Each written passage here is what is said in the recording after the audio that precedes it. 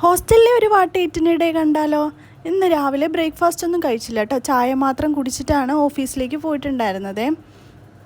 അതുകൊണ്ട് തന്നെ ഒരു 10:30 ആയപ്പോഴേക്കും നന്നായിട്ട് വിശക്കുന്നുണ്ടായിരുന്നു കേട്ടോ. അതുകൊണ്ട് താഴെ പോയിട്ട് ഒരു പഴംപൊരിയും ഒരു സമൂസയും ചായയും കുടിച്ചു കേട്ടോ.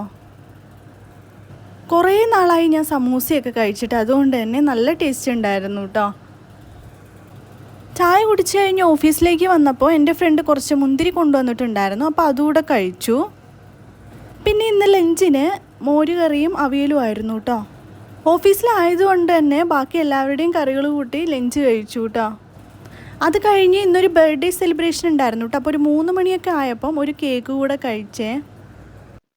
പിന്നെ ഹോസ്റ്റലിൽ വന്ന് ചായ കുടിച്ചു കേട്ടോ. ചായക്ക് അവിലും ഒരു പഴംപൊരിയും ഉണ്ടായിരുന്നു, അത് കഴിച്ചു.